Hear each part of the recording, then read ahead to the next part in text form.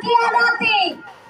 Uranyo Bapak Dewan yang terhormat, Ibu Dewan yang kami muliakan, wujud uranyo lahe Dewan adalah murni daripada aspirasi rakyat Aceh. Wujud uranyo gaji lepajo oleh para Bapak Dewan adalah daripada belas kasih kami rakyat Aceh. Lahir duduk inang Pak Dewan ini merupakan aspirasi perwakilan daripada kami rakyat Aceh. Tetapi apa yang kami dapatkan rakyat Aceh? Ketika uranyo perekonomian rela, ketika pendidikan uranyo hancur, kami rakyat Aceh masih beri dispensasi.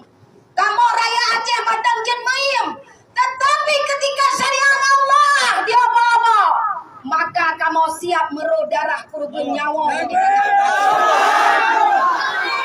Saudara berdua, wujud daripada Dewan Uranyo Hanale Betariang ketika PJ Bupati Ahmad Marzuki yang kali kamu pegat Gubernur PJ Gubernur Ahmad Marzuki kembali uranyo diusulkan menjadi untuk perpanjangan melanjutkan PJ Gubernur yang akan datang. Wujud nyata bahwa pihak Republik Indonesia tidak punya ketulusan daripada Dewan Rakyat Aceh. Hana digubri suawak drana. Uranyo diboyong perwakilan rakyat Aceh. Saudara berdua, jangan membangkitkan harimau tidur di Aceh. Darah kamu uranyo kasiap kurban, nyawa kamu uranyo kasiap untuk menegakkan amal ma'ruf nahi munkar, untuk kamu pedang syariat Allah. Bapak Dewan yang lun hormati, persoalan Aceh uranyo banyak yang terabaikan. Salah satu yang paling miris ketika pengkhianatan penghapusan bukti sejarah pelanggaran HAM yang pernah ditoreh oleh Republik Indonesia terhadap Aceh 30 tahun konflik Aceh. Tapi uranyo apa? Bapak Dewan yang lo hormati, drone lahir daripada kamu rakyat. Uranyo drone kamu gaji oleh rakyat. Tetapi uranyo kamu harapkan aspirasi kamu. Nekalan pe yang menjadi kewajiban yang harus diperjuangkan.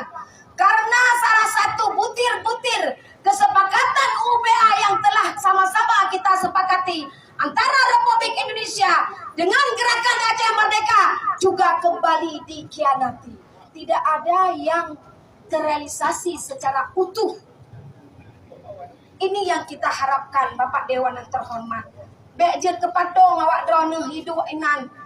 Bekjen uranyo sebagai lagem sarong daripada perpanjangan tangan mereka yang punya kepentingan yang bukan kepentingan nasionalisme Aceh.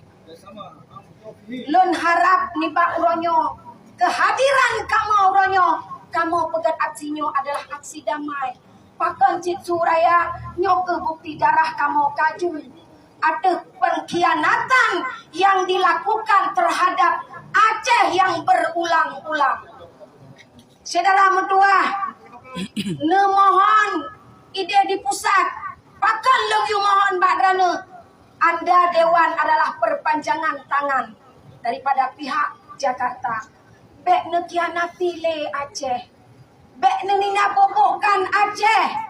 Salah satu kami secara tegas menolak perpanjangan Ahmad Marzuki sebagai PJ Gubernur Aceh.